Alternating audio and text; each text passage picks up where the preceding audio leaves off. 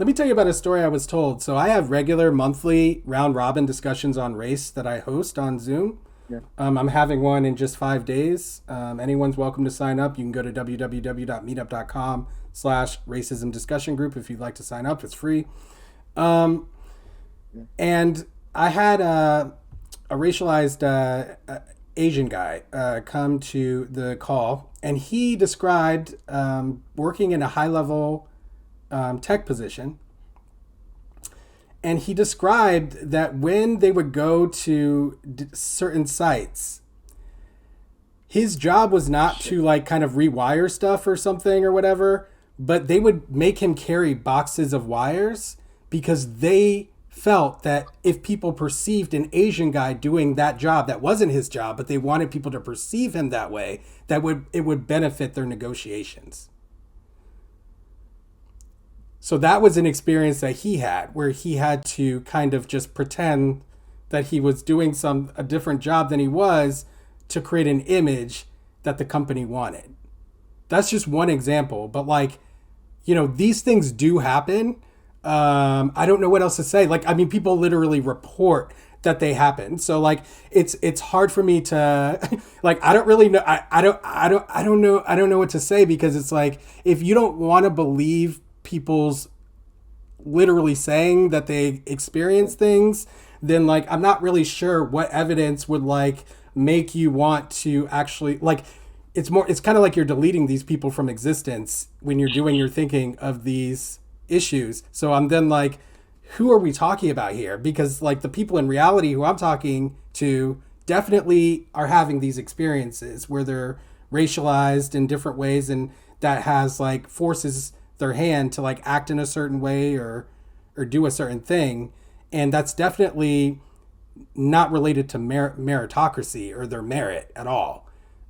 Because so it's just like I don't really. I can also say in my own personal experience, okay, like I think I've written on Twitter and maybe you've seen, like I'm on the top of my game in terms of education. Everybody will say it. Like my supervisors, my colleagues, my students, like I'm constantly getting lauded, but it hasn't resulted in any benefit to me whatsoever. I just get continuously exploited.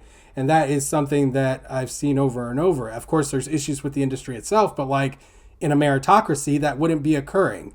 Like my superior skills would then like be recognized and then like rewarded in a meritocracy, I would assume.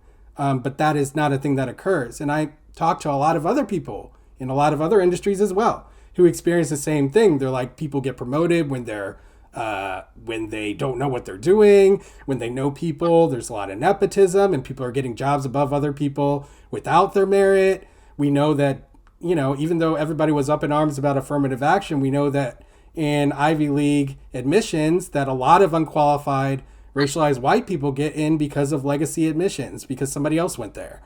So like there's all of these different things that clearly show we don't live in a meritocracy, that like things don't just happen because you have merit.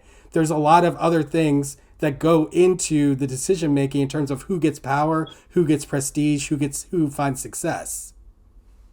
Well, I think all that you're proving is that we don't live in a perfect meritocracy, right? Like you can't perfectionism exist anywhere in this universe, right? And so we're an economy full of imperfect people, and yeah, you're gonna find people who had experiences, right? Maybe if I would have stayed in the corporate world long enough, I would have encountered a super asshole racist dude who doesn't like Puerto Ricans and would have said something to me, right? But I don't think that invalidates how the incentives are aligned, and that's going to dictate what's going to happen in the vast majority of It cases. does, Because at the brother. end of the day, It does influence I it does influence the incentives and the power that they have, because we've seen, and this is where I'm talking about the dynamics of white supremacy and knowing them and how it can inform your understanding of reality. Is that the history of racism is racialized white people choosing a choice that makes no sense. It's completely irrational. It's been irrational the whole time. You're trying to use logic and rationality to think about something that is inherently irrational. And that's why you're not able to like come to a conclusion based in reality, because you're thinking about something that outside of reality. You don't even realize it. Well, I don't allow those instances to change my view on the current model because, bro, if there's a company that's using racism for all their hiring practices, right? At the end of the day, what they're doing is opening up an opportunity for another greedy capitalist to come in and start a better company because he's going to be looking at people based on their only on their demonstrated abilities and character. So any company that is doing practices like that, they're almost signing their own death warrants. Our economy has a way of flushing those things out. They're going to exist for a period of time, but eventually someone, a better strategic business person, is going to come around and eat out other business for lunch.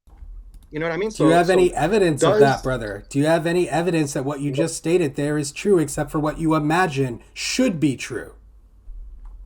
the idea that we live in an economy where incentives are aligned that way, like that's just a fact. Like there's nothing that's stopping me I'm right just now from asking. I'm not starting a asking. I'm not company. asking about the incentives. I'm Yeah. saying, do you have Yes. any evidence that the incentives create the result that you believe that they create?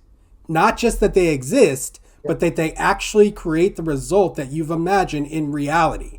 Do you have any Well, evidence of that? I think there's companies that we can look to like right now, companies that don't do Tell any me. Yeah, DI and like they're tell me doing who. pretty awesome.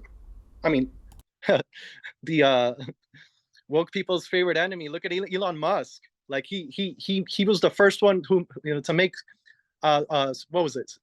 I think was he the first one to make space travel commercially viable? What was that? What was that the thing with him? I can't remember. I mean, he But did like have his rock. He did have his rocket. Yeah. I mean, I don't yeah, think. he's on like he's on track to producing something like one starship per day, and all his processes, his all his strategy is all about making processes more efficient and spitting out products in the most timely and cost effective manner. And anything that guy touches is gonna pretty much turns into gold. You bet on Elon, and it's pretty much a for sure bet. Tesla's doing awesome right now. If, oh, the Boring Company, he figured out super efficient ways of creating tunnels for what's that technology called? That vacuum vehicle. I forgot the name of it. You're Damn talking. it, Are the you name talking about escapes that? my. You're talking about that loop thing? Yeah, the Hyperloop. Boom. Yeah. Like so, like he goes into these industries and executes a super efficient business model that's completely absent of DEI, right? And so I cannot see a scenario where you include DEI and you make a process more efficient as a result of that. There's no way, because with DEI, once you reach your your arbitrarily determined limit on white people, you've now taken out of the hiring pool people to fairly judge against everyone else. So you're going to inevitably run into inefficiencies when it comes to hiring people. Like there's no way that DI makes things more efficient. It's mathematically inevitable to make it less efficient. What's the math on that? Because I don't think I heard any math. Well, because you're using the law of numbers, if you want to call it, the probabilities, right? If I'm looking at everyone regardless of race, and picking the most competent one out of that, right? That's gonna have a much better result than excluding people based off race and potentially excluding the better person for that job. So you do that enough But times, but what is what that's is what makes what it is mathematically inevitable. but what is even if that were true, which we don't know whether it's true or not, okay, because that's a hypothetical situation that has a result in reality that we can't measure. Yeah. So like we don't know, but like let's just for a second assume that it's true, okay? So for Yeah. you, if that reality comes to pass in your mind, because that came to pass, ultimately it means that there will be some consequence that will result in the business failing. What I'm trying to tell you is that that is just not a realistic conclusion to come to, even if it were true. So like, it doesn't follow directly that could happen. I'm not saying it could never happen. I'm just saying it's not a cause and effect that you're kind of trying to draw there. You know? These businesses can sustain terrible business practices for decades. Like there are countless examples. You used Elon Musk as like a good example, but like he's lost billions after buying Twitter. And so it's I don't I mean to throw away billions, I think that like I don't see how he could be a good example of like a business person in general.